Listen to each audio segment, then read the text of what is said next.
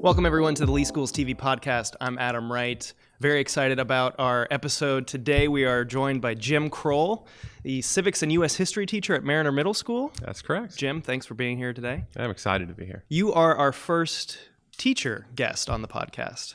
Wow. So that's bold. That's a big honor.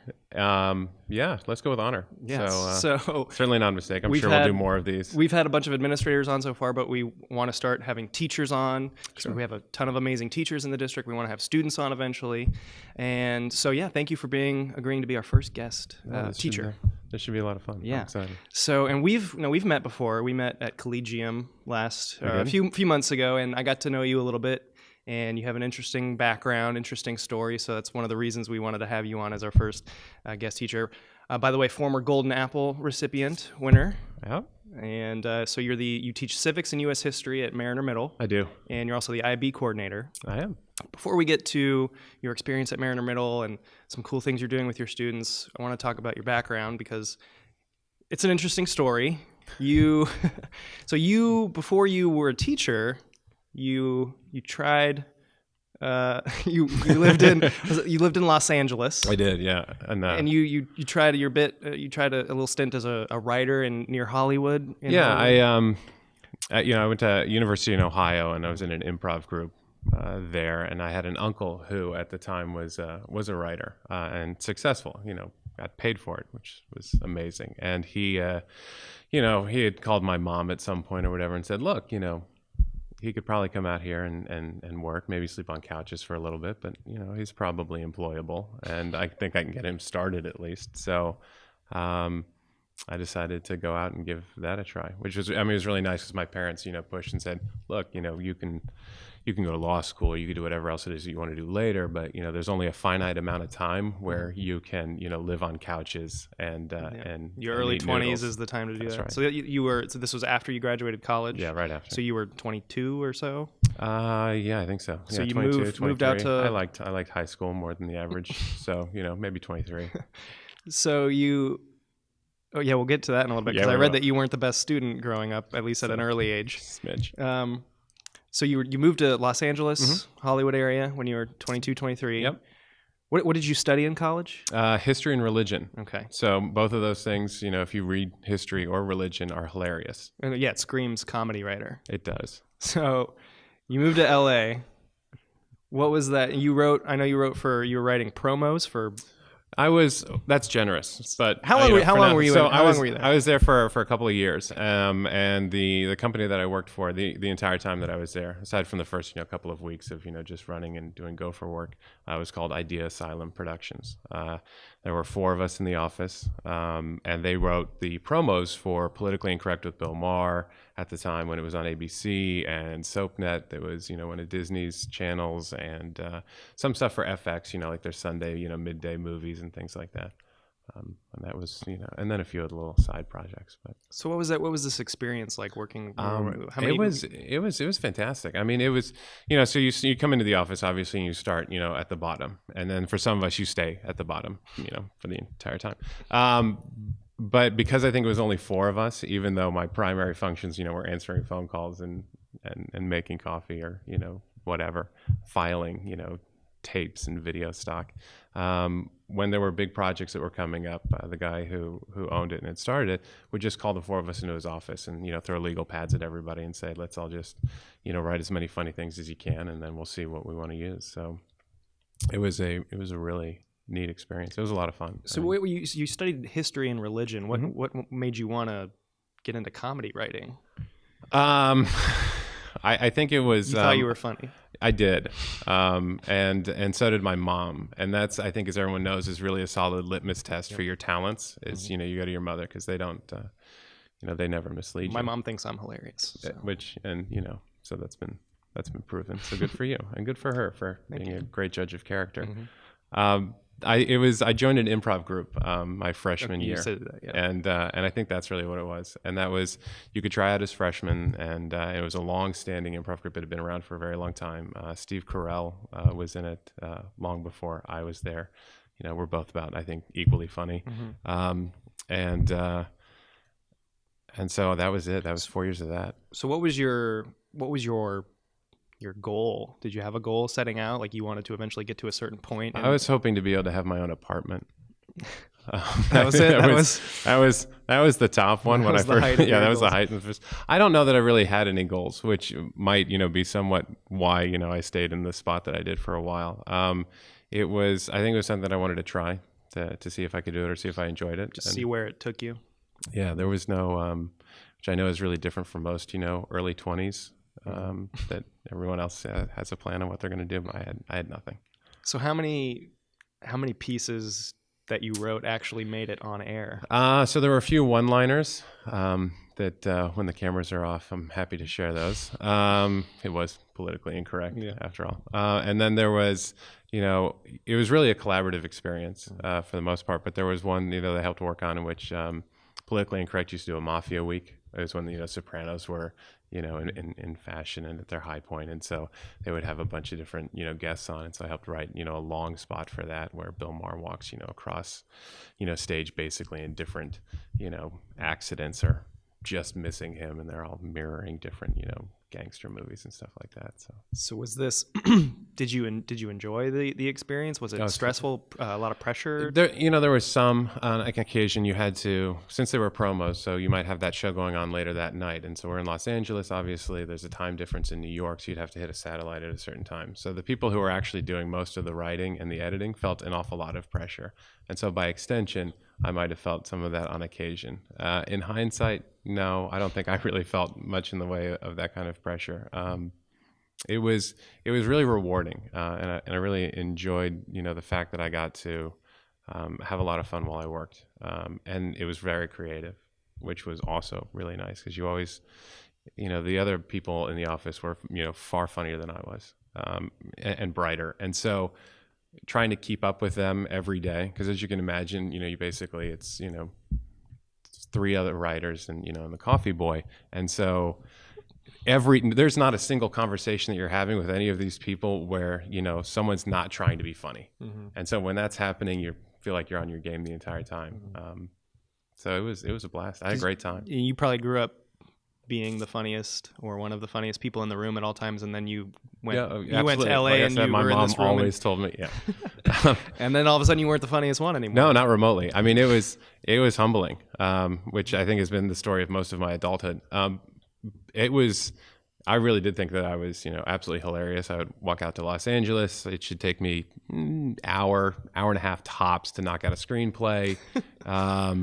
Figured my Oscar nod would be 26, 27-ish, maybe, if I was late blooming on that. So, but yeah, getting out there and realizing that basically every person that you're meeting, trying to do the same thing, coming out of the same place, and they're, brilliant people, hilarious. So did you ever get that apartment?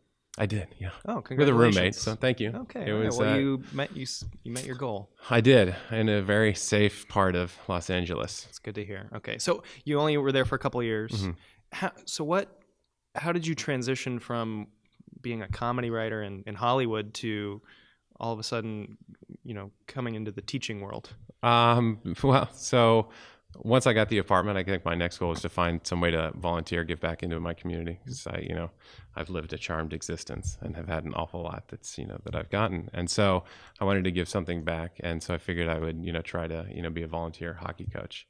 And so after spending a while on the phone with one of the rinks and explaining I didn't actually have any children that I wanted to trade coaching for not having to pay the coaching fee or the playing fee for, I volunteered as a hockey coach. And I would, a couple practices a week, games on Saturdays, that kind of stuff.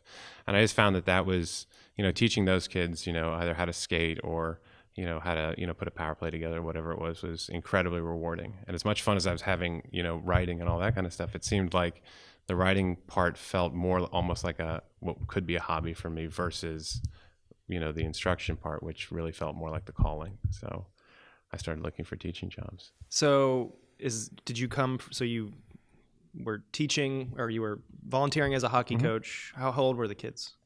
The first group I had were, first grade, kindergarten, first grade age, which was awesome because they were adorable. And they all look at, the equipment is significantly larger than they are. And then after that team for a little bit, I got a high school team. So they were high school age, freshman to senior level. So you felt much more fulfilled being this volunteer hockey coach than you ever felt as a writer. Absolutely. So you started looking for teaching jobs. And how did that bring you to Southwest Florida? I got a teaching job at a boarding school in Western Massachusetts, and then that board wanted to open a campus in Sarasota, and we came down with a group of students to open that up. And amazingly, Charlie then came rolling through, and so the campus that we were waiting on to be built got knocked back by Charlie. And then obviously that season, was pretty bad for storms. And so with, more storms coming through, the board decided that eventually they weren't going to be able to afford, the insurance and finding new property and all that kind of stuff. So we finished out the year in vacation villas and in an office building.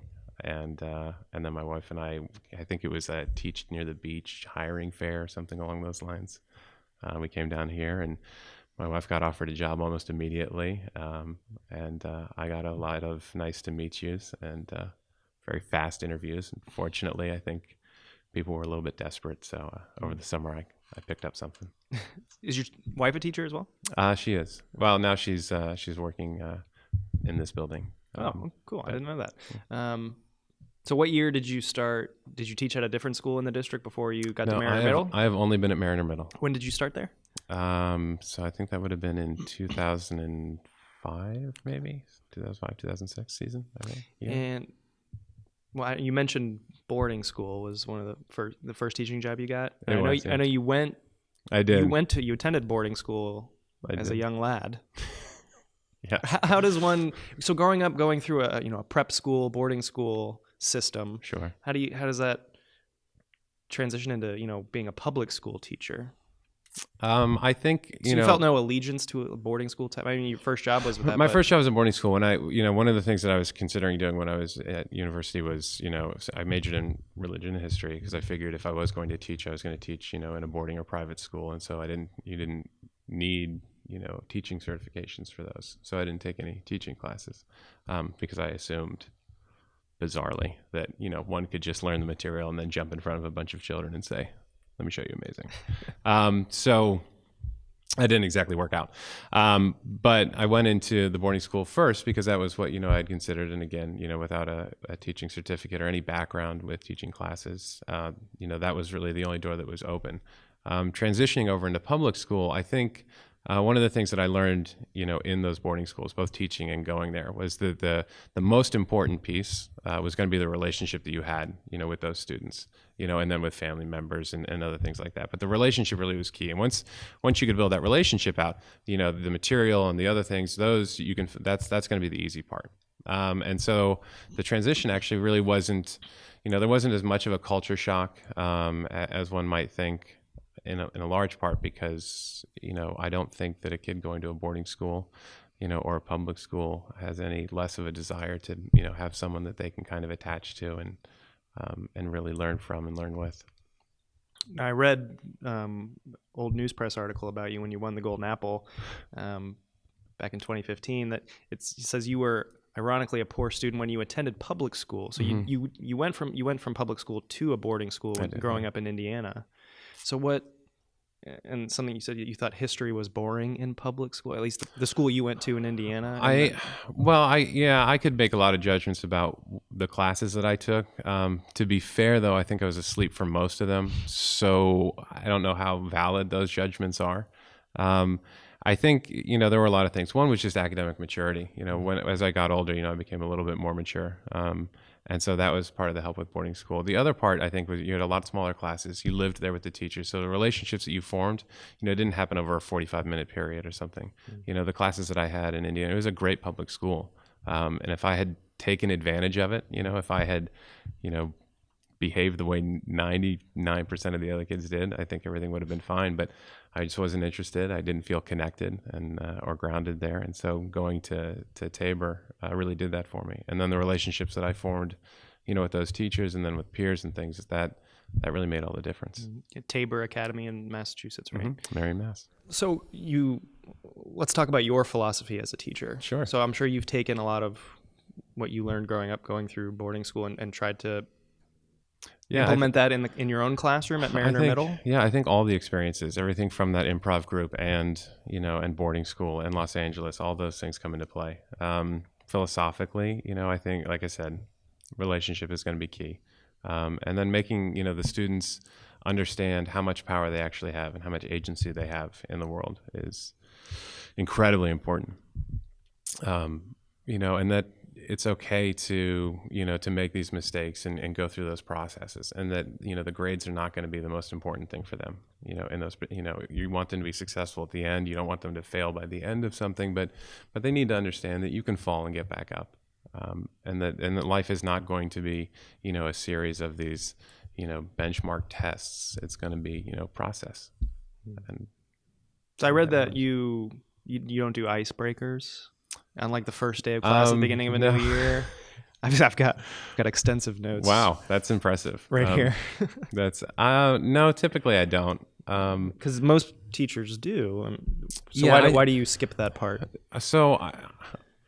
And I suppose what I do probably just works as an icebreaker. But usually we get into talking, immediately about like context and why context matters for things, or we get into concepts. And part of that has to do with, we're, an international baccalaureate school. And so a lot of that is concept-based, inquiry-based type instruction.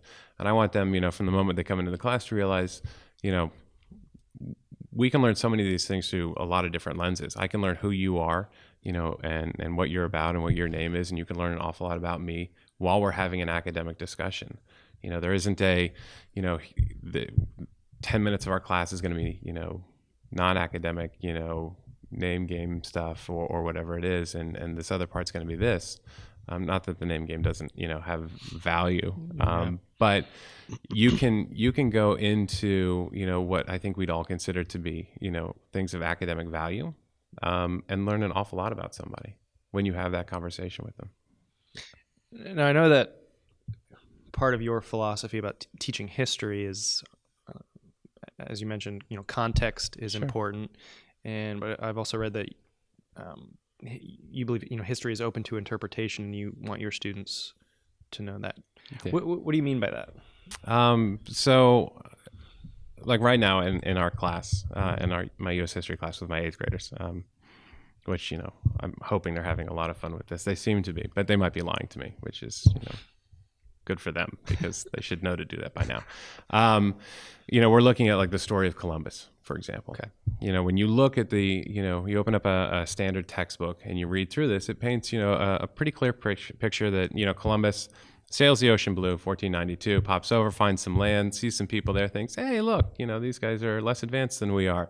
And those people approach him and without, any hostility. And that's kind of where the textbook ends with that. And it's like, okay, so he discovers what will later become, the West Indies, and it's a gateway to America, which is certainly one perspective, And then if you look at, Columbus's journal entries, you find that the next, few lines of his journal, have to do with how many men it would take to subjugate all of these people that they've just encountered, and how many slaves he's going to bring back to Spain, and things like that. So when you look at that, I want my students to be able to look at the perspective of the king and queen of Spain and Columbus's men and the Tainos, people, who were there. I want them to be able to look at that and say, the book might present something, you might see something in a documentary, or I might even be, lecturing or discussing something. That's all coming from what I understand or what that particular group understands, and that's their perspective. As human beings, we don't have any other way to tell stories except through, the lens that we choose at that moment. And so I want them to understand that somebody wrote that book, and they had a purpose behind writing that. And I want them to try to figure out what that purpose is and then decide, is there a better way that we could do this?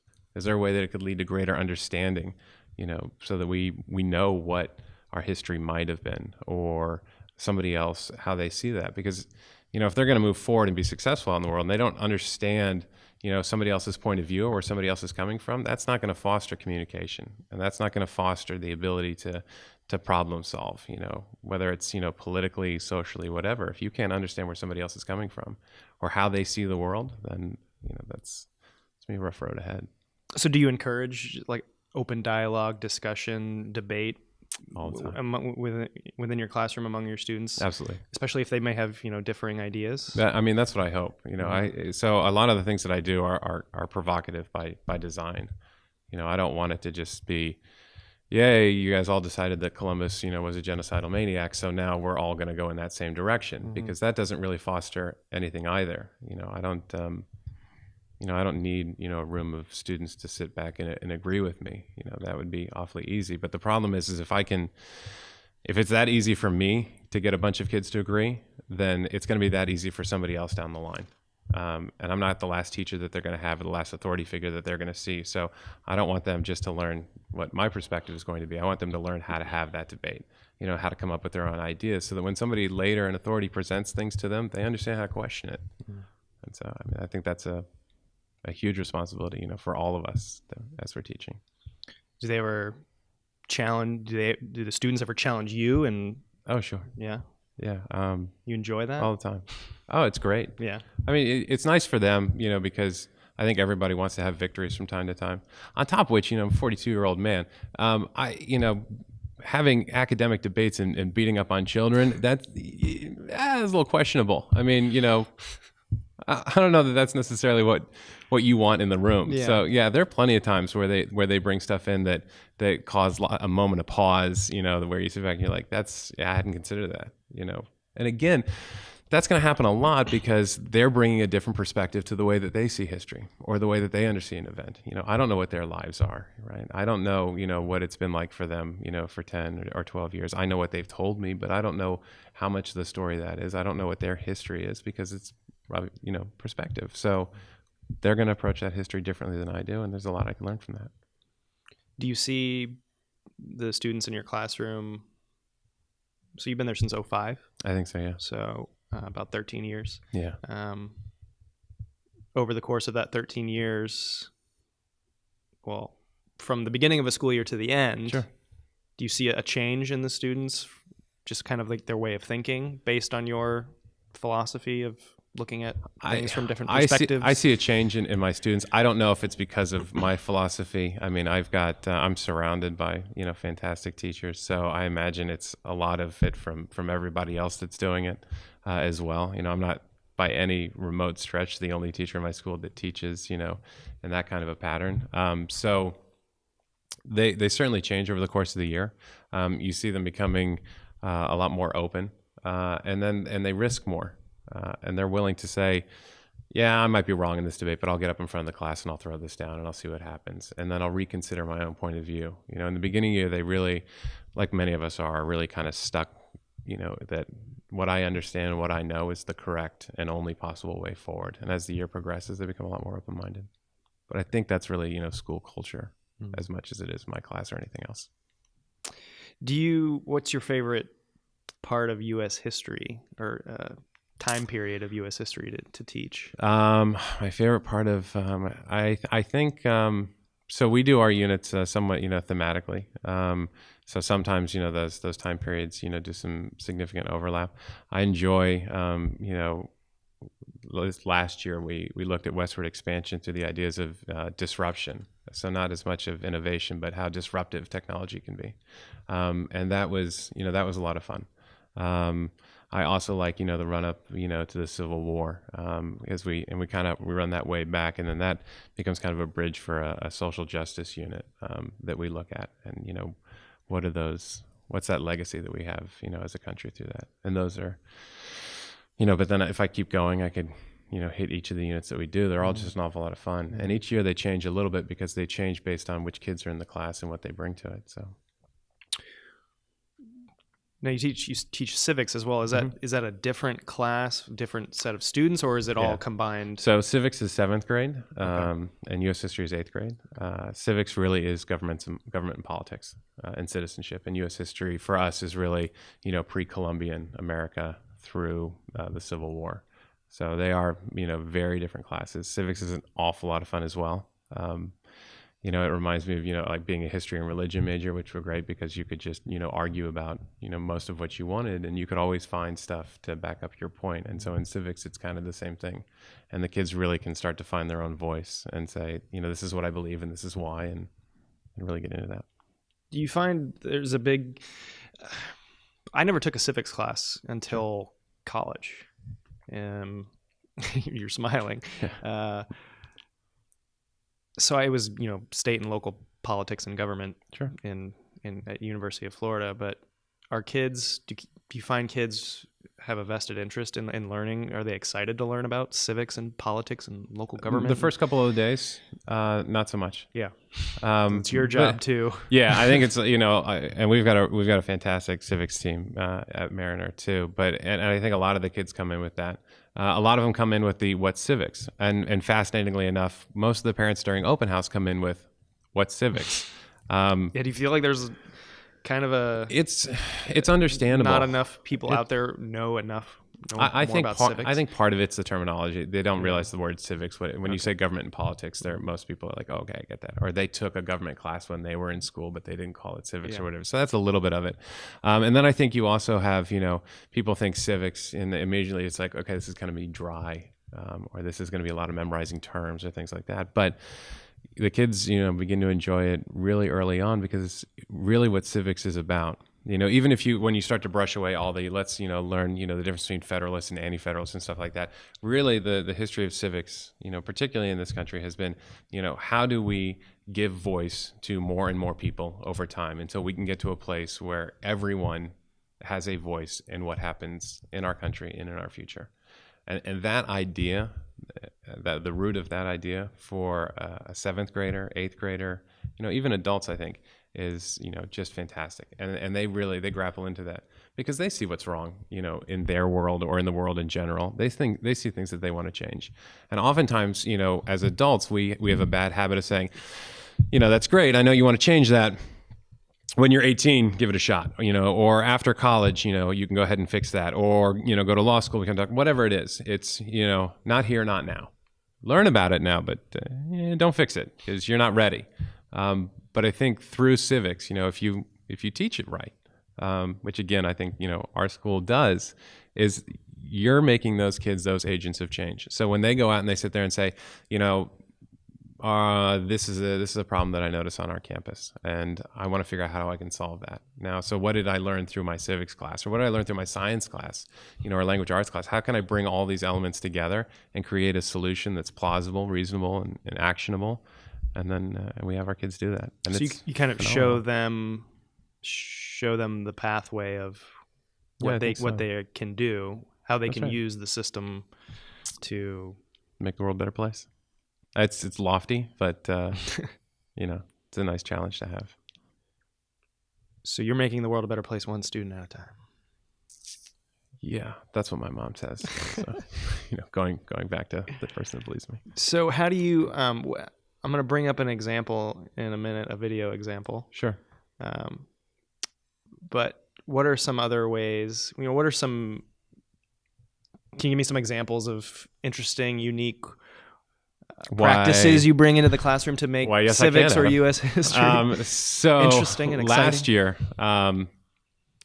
one of the parts about being an IB school is that one of the things that we're required to do as part of our IB curriculum is do what are called interdisciplinary units, which is more than just saying, okay, in English they're going to read this book, and and then in social studies, we'll discuss it and stuff like that. It's really meshing the two content areas together. And so last year, our 7th grade math team and 7th grade civics team came together and built a unit on drawing political boundaries and gerrymandering.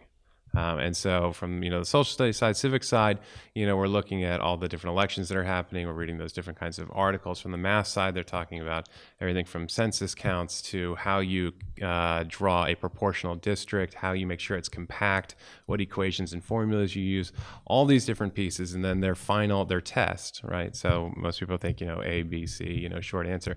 Their test was to create a proposal for redrawing the Lee County School District Board boundaries for an election.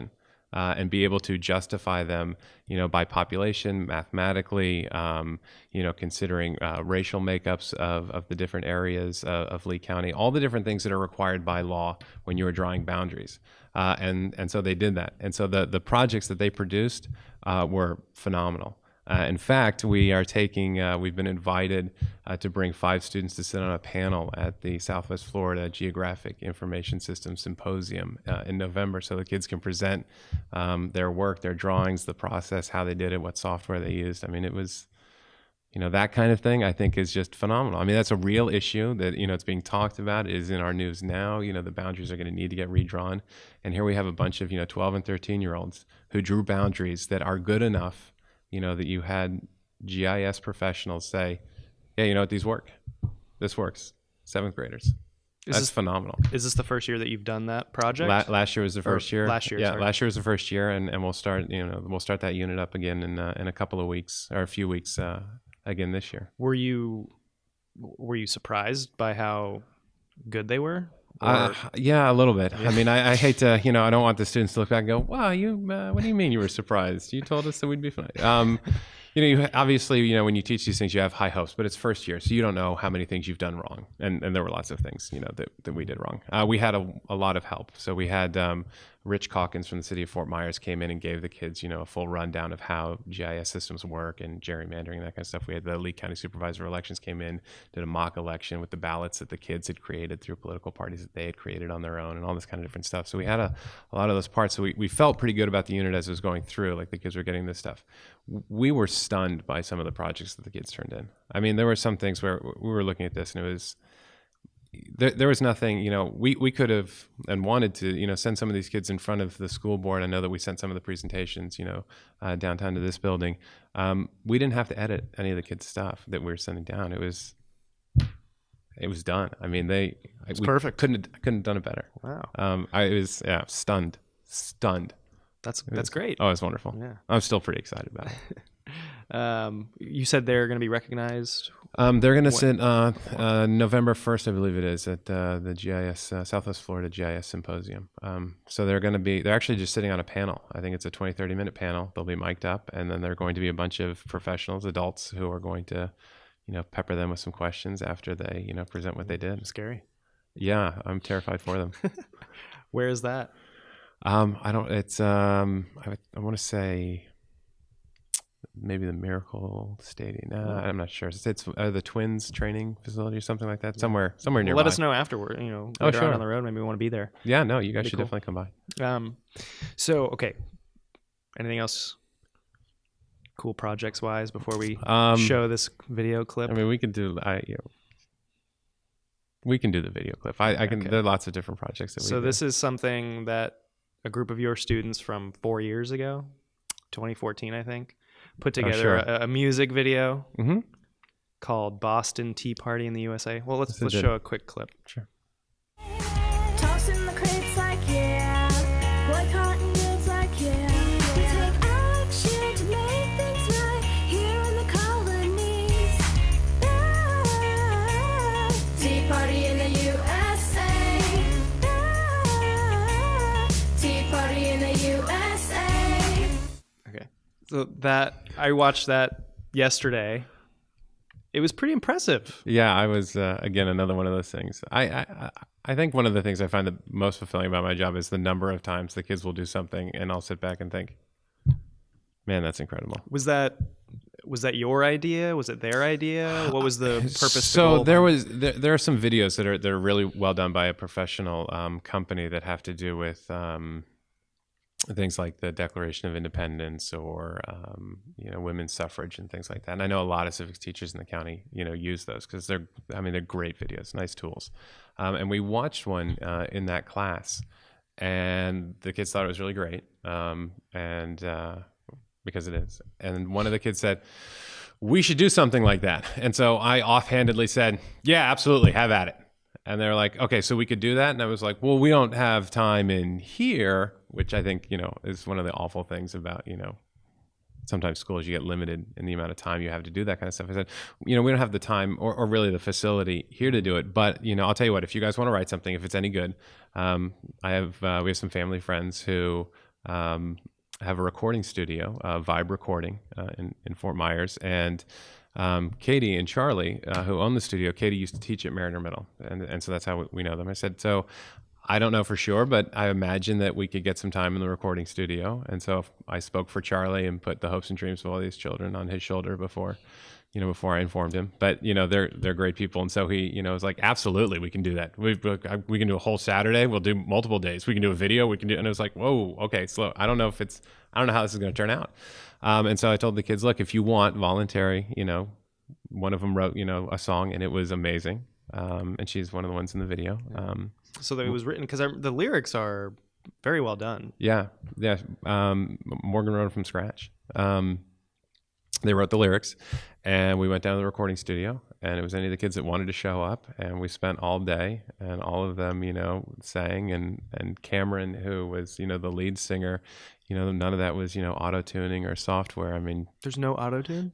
They have it, obviously, but she didn't need that. Okay. Some of the rest of us did a little bit. But yeah, the kids were like, no, Cameron can sing. And I was like, sure, of course. Everybody thinks they can sing. And then we got there, and Cameron started singing. And it was like, okay, yeah. Cameron can sing. And yeah, so it was just great. And then I think a few weeks later, we went back and the kids shot the video. They designed, wrote the whole thing, came up with the images. I mean, really, I just mostly sat there on a couch watching and then taking a lot of the credit for it later. Yeah, so I mean, it's on YouTube if anybody wants to check out that's great. The whole video. What's it like for you as a teacher to see kids take initiative like that and put together something pretty incredible? Going back to what I think we were talking about, really early on with going out in LA, it's another one of those things that's really humbling. Because again, and I don't mean to keep hitting it again and again, but I don't know that we give our students enough credit enough of the time. Those when they did that they were in 7th grade. The gerrymandering maps, those are 7th graders. We have 6th graders who are putting together proposals in one of our 6th grade science classes on how they can reduce the use of plastics and non-recyclable materials in the cafeteria, along with full budget items. Again, these are middle schoolers that are capable of doing this. And I know, at least when I was, a kid, and I imagine same, goes for you and everybody else. Those aren't the opportunities that we were given. I mean, it was basically learn all these things, so that you can do something with it later. And I think if we are willing as educators and as adults to relinquish a little bit of the control of our rooms, which I know is a big ask, and hand some of that over to, 11, 12, 13-year-olds, 14-year-olds and say, see what you can do with this. The results can be amazing. They can be terribly disappointing too, and I think I only mention that because, we tell our kids a lot, look, it's okay, fail, get back up, fail, get back up. But I think then we turn to our teachers and say, hey, look, it's got to be perfect every single time because there's a test at the end of the year and you can't afford to miss 2 days on a failure. And I think that's an important thing too, that we need to get that message out too. Let your kids have some room, see what they can figure out. If it doesn't go well, okay, figure out why it didn't go well, reflect on that. Change that up a little bit and try something different next year or next time. But, be okay with, failing in front of your students too.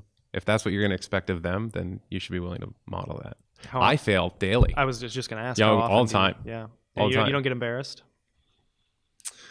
In front of middle schoolers, typically not as much. I find that, with my maturity level being at about, 15, 16, I still have them by a year or two. Okay. And they really there's not much they can do when I embarrass myself. So it works out. In front of adults, when I embarrass myself, it's, because some people... Because if you're 15, adults are way they're ahead super of you. scary. Yeah. They make me nervous.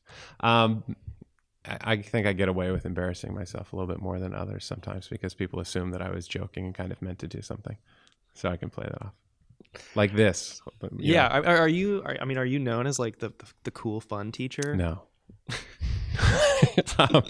I think so. I hope. I think a lot of the students think the class is fun. I know that the feedback that I get or that comes back from parents or things like that is it's also an incredibly challenging and difficult class. If that can be fun, then I'm excited about that. Those are the best classes, the ones that are fun, but yes, I think my class is one of the best. They're challenging and difficult. Yeah, it's I want it to be challenging. I want it to be difficult, obviously, because I think that's what we want for all of our students, to set a really high bar, and hopefully they can, they get up to that. And I want it to be enjoyable. I think a lot of it is just, telling a lot of, the jokes and awful one-liners and things like that during class that makes it fun. And then dad jokes and stuff. Yeah, it's great. I mean, it's, somebody, was asking, I think before this, when I was mentioning I was going to do this, and I was like, yeah, I think they want to talk about when I was in Los Angeles. And I'm like, wow, yeah, why didn't you stay, in comedy? And it was like, it's basically, teaching's, basically the same thing. I get to stand up there, I can tell the jokes. Biggest difference, none of the kids can leave. So no, seriously, if I'm bombing, Or they're throw stuck. stuff at you. Right, they're stuck, and I'm not going to get not invited back the next day. I don't have to worry about that. I never tell anyone that the lights are on in the parking lot. It's, it's a pretty great gig, and later in the year they understand to laugh at everything that I say. Mm-hmm. So it's a pretty great audience. It's not a bad gig. Well, you have leverage. Lots of it. Okay, so moving on from there, what? I know so you're also the IB coordinator at Mariner Middle. What does I was in IB at Fort Myers High School. Nice. But I wasn't in IB until high school, so Sure. I don't even know how IB works in a middle school. And what is your role as coordinator? Mostly, I think, from the outside perspective is that I get to, only teach every other day. So I have a lot more free time than everybody. Really? Yeah, it's nice. It's a great gig. You teach Monday, Wednesday, Fridays? Or? We're on an alternating block. So like this week, Tuesday or Monday, we didn't have Monday, but Wednesday, Friday, and then next week, since we don't have Monday. This is a terrible example because we don't have any Mondays, but it alternates every other day. Yeah, but that sounds nice. So what do you do? It is. What do you do on your non-teaching days?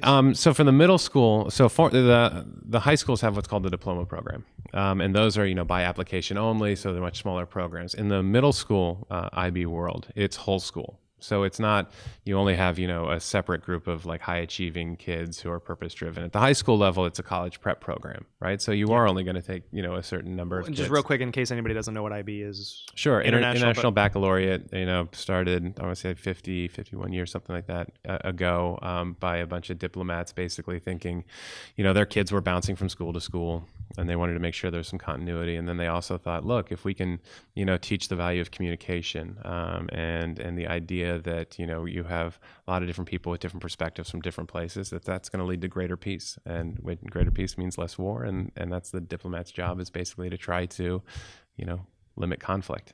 So there are a couple IB middle schools in Lee County, Lexington and us, and then I believe Okamic is going through the application process, and then there are a couple of elementary IB schools, J. Cullen English and Heights. And so middle school, we're whole school. So there isn't an application process. If you're at Mariner Middle School, you are in our IB program. So we approach it very differently than a high school will, right? Because we're not looking and saying, what can just these high achieving kids do? We want to make sure that our system is accessible to every kid. We want to raise that bar for every one of them. So mostly what I do, it's a combination of things on what are referred to as my IB days, which are the days that I'm not teaching. So today, for example, I met with a couple different groups of teachers on their planning period and helped design those units that might lead to assessments like that gerrymandering project, or the science one that they're doing where, they're redesigning, how our cafeteria would work to make it more sustainable. And we sit down and go through the different elements that they want to incorporate, and how they want to bring inquiry elements into that, and reflection, and bring those pieces in. Then obviously there's some, paperwork things, for IB on occasion they'll need to do. And we want to make sure that we have something called the learner profile, which are basically 10 character traits, being open-minded, being a communicator, knowledgeable, risk taker, and things like that. Are we making sure that that message is getting out to all of our students, and our community, our parents, do our kids know how to communicate with each other? How do we teach that? How do you make sure that they know how to express themselves? So helping to design all those kinds of stuff and liaise between, the IB and the school. I guess that's most of what I do. How long have you been doing that? I think about 5 years or so. And it's been a wonderful opportunity, because I think it's made me a better teacher. There's a lot of growth, I think, that's happened, because it's made me look at how I teach and how I approach things in a really different way. How can I make this really authentic for the kids? When a kid, one of the nice things about IB is that we have to teach to these different types of contexts, so, which is basically the why. So when the kid sits there and goes, why do I need to know this? Which I know that most teachers have never heard a student say, why do I need to know this? But occasionally I would have a student say, why is this important? And through that IB stuff, we could say, well, because I want you to understand how to live a life that is full of, well-being and health, or I want you to understand inequality, or I want you to understand whatever it is that's the context for that. And it's, I think it makes it really powerful. Do you ever have to deal with any jealousy from other teachers? And there might be some watching or listening to this. No, never. That Kroll guy only has to work every other day. None of my colleagues would ever be. I don't think so. I think only because I think they see some of the paperwork requirements and the other things. So it's not so much. There are jokes, and certainly I live a relatively charmed existence. And there are occasional jokes. Some of my colleagues like to sit there and go, "Are you working today, or is it your day off?" Which, I always appreciate that. Yeah. But I don't know how many. I think there are a few that would love to trade spots. Which I think would be a great opportunity for them sure too. You're busy on your days off. That's right. So. And you're making a difference at your school, I'm sure. I hope so. Yeah. I mean, really, it's mostly because, I have so many colleagues who are, so invested in it as well. So, again, even today, and I think that's one of the nice things that I can keep just saying. I have examples from today.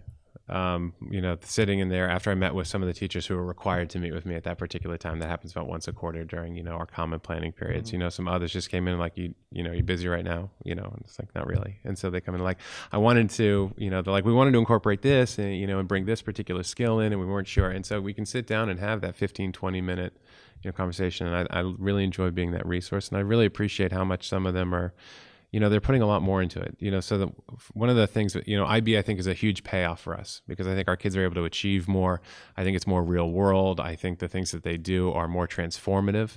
And that doesn't happen without those teachers having to put in extra work. It is not that we traded, one program kind of for another. This is the IB stuff at the middle school level. And I'm sure that, the teachers would back me up, and the teachers of the other IB schools would back this up. It requires more work. And so those teachers are working in time that they don't necessarily have in their school day or during their planning period to put those things together. And they're doing it because they believe it's going to make those kids' educational experiences better. And that should be lauded. So do a lot of the students at Mariner Middle go on to go to Cape Coral High School because of the IB program there? We have some. Yeah. I wouldn't say it's a lot yet. We're each year we're trying to, our numbers. Sure, a lot go to Mariner High. A lot go to Mariner High, a lot go to Island Coast. I think one of the things that we find in our zone is that still where you live dictates an awful lot of which programs you're going to go to. Okay. But we do have, a reasonable number. And since we've had our IB program, that number has, continued to increase.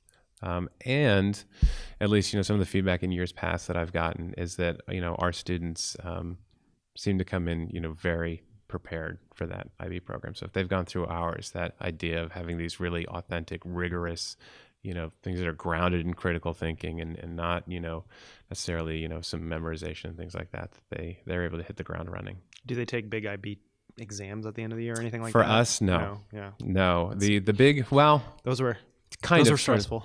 Yeah, yours for the diploma program are significantly more stressful. There's one exam-ish thing for us, and that's called our 8th grade community project. And so that's about a 9-month-long self-created, sustained community service project that all of our 8th graders are required to do. And it's basically take everything that you've learned at Mariner in every one of your different subject areas, every skill, every learner profile trait, and now figure out how you can go out and go change the world. And then they create this project from scratch. They identify a need. They come up with a plan on how they're going to go and address that need. They go and do that, and then they reflect on that. And then they present that to a panel, last year of teachers, current Cape IB seniors were there, and some juniors, some community members. And then they go through a scoring and reflective process, which, again, 13, 14-year-olds, and some of those projects are just, staggering, amazing what they pull off. So, real quick, anything else, any other exciting programs or services at Mariner Middle that? Sure, how much time do we have? Another hour? Let's do it. Here's your time to brag about your school, fantastic. Your students. We've got, again, those community projects are amazing. Yeah. So some of the things that they might learn, like we have, some students who try to, start a new garden, or we've got some kids this year who are trying to create, small little like herb gardens that they'll be able to hand out, or maybe even give those to some of the, community pantries, the food pantries and stuff like that. And they're learning a lot of those skills because we have a really robust horticulture program. Where we've got garden beds all over the campus. And the neat thing about the horticulture program is that the same class is tied to a culinary class. So the kids will go through the process of growing the food, and then they will harvest it and use that to cook and and make their own food with the stuff that they've grown. So that full process. The idea again being that these kids can take that home. And even if they're not going to have room for a huge garden bed, they could have, some windowsill stuff. They could design their own garden because, different from maybe other horticulture programs where it's like, here, let's plant this stuff, let's do these things, right? Because they're doing this IB design cycle, right? The kids are designing their own soil that they're going to use. They figure out what's going to make good soil medium. What type of irrigation am I going to use? How can I design an irrigation system for this? Doing all of those pieces. So by the time they leave us, it's not, I still need to go and buy a gardening book or go to Home Depot and get these particular trades. They know what they're going to do and how they're going to do it. And then they can either put that to use in service of their communities, which some of them do, or just even for what they do at home. We've got a neat robotics program, some coding. We have all of our kids are, our students there because IB is so invested in kids being able to communicate. We try to get all of our students through Spanish classes every year that they're there, all 3 years, and they can earn high school credit for that after 7th and 8th grade. It's important. Very. It's just, a lot of those neat little things. People should come out and visit. Yeah. So you were a Golden Apple recipient in 2015. I was. What did that mean to you? That was a really interesting experience. I mean, I'm incredibly, grateful. And it was just really humbling because I think, you sit back and you hope that you're, a good teacher and that you're making some kind of a difference. It's nice to have other people come in and confirm that. But you also, you're sitting there and so the way the Golden Apple works, obviously, is your kids nominate you and then you get, there's an application. And then if you choose to fill that out, then that gets whittled down over the couple hundred or whatever to turn the application in down to, like 30, 31 finalists. I think it was 31 my year. I think I was the extra. It's pity. And you have so many of those teachers that are nominated. I mean, I so many of my colleagues nominated every single year that they teach, and they don't fill out the application, which I can understand because you're you're putting yourself out there. That's a risky thing to do, to sit there and fill that out, put it out, and have then somebody judge you. That's not a fun experience. Yeah. And people are humble. And yeah, they are. And it's, writing an application that says, this is why I am so amazing is difficult. Yeah. Hopefully it's difficult. Yeah. And so, I'm surrounded by Golden Apple quality teachers. Surrounded. It's not one or two. I mean, buildings full of them. So what makes you better than that? I think it's the power of my beard. I filled out the application that particular year. Because you had decided not to fill it out a couple of years before, yeah, right? Because you had been nominated before. And I had been nominated before because, again, I think you tell some jokes, particularly in middle school, which is super easy because the threshold for being funny is wicked low with them. That's why I can't teach high school, because I'm pretty sure they would just stare at me and I'd have to leave in shame. So, and I think, when you do that kind of funny stuff, you get kids that are like, he's hilarious, he should be a Golden Apple teacher. It's like, wow, I don't know that that's the criteria, but thank you, Timmy. So I've been nominated before, and that group of students who did the video, Cameron was not going to be there in 8th grade. She was moving up to Orlando. And so then in 7th grade, when the finalists, I think, were announced, they said, "Oh, Mr. Kroll, you didn't make it. That's okay. We still think you're great." And I was like, "Oh, no, I didn't apply."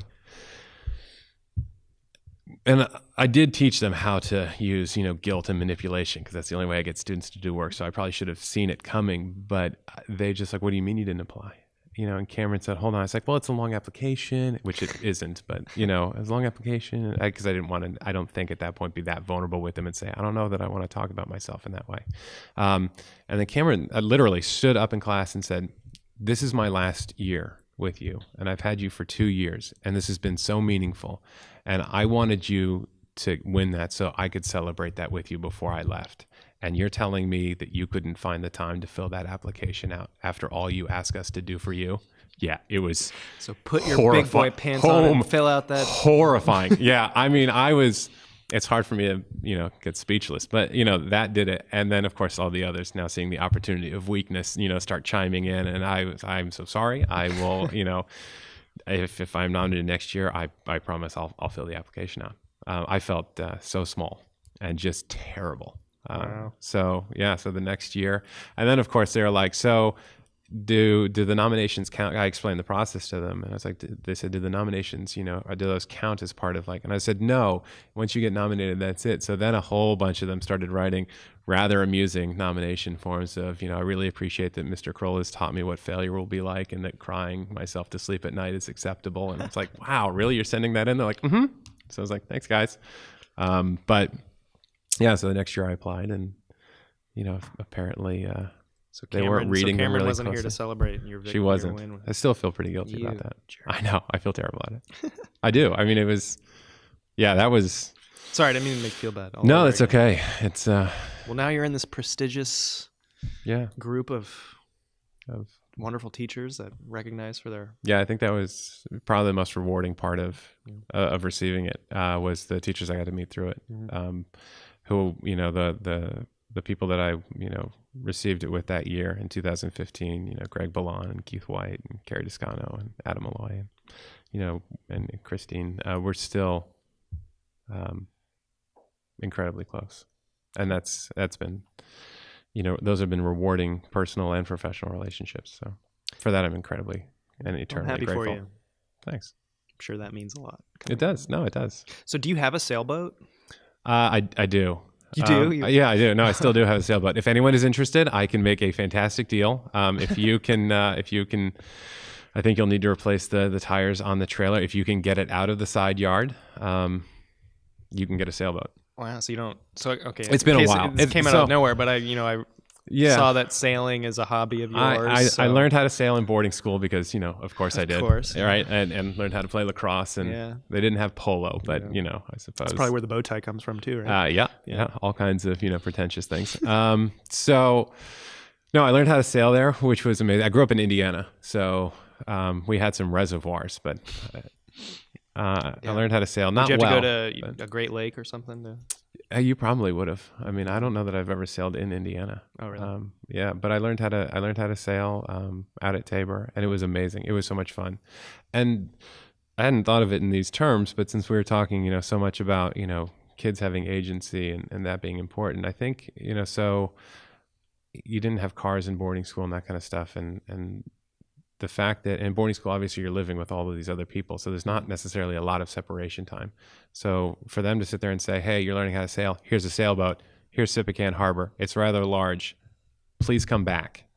There'll be a coach somewhere, in this area. It's a different time back then too. I suppose. Well, I'm pretty sure they probably still do it the same, where it's, they see you. Okay. It's not that cavalier, but when you're, 16, 15, 16, 17 years old, and someone basically gives you the keys to the boat, and you're taking, these are small sailboats, 16, 17 feet, 14 feet, and you can go out, and have that degree of freedom. And again, make those mistakes, fail, which again, all the time, the boat gets, stuck in irons, doesn't go anywhere.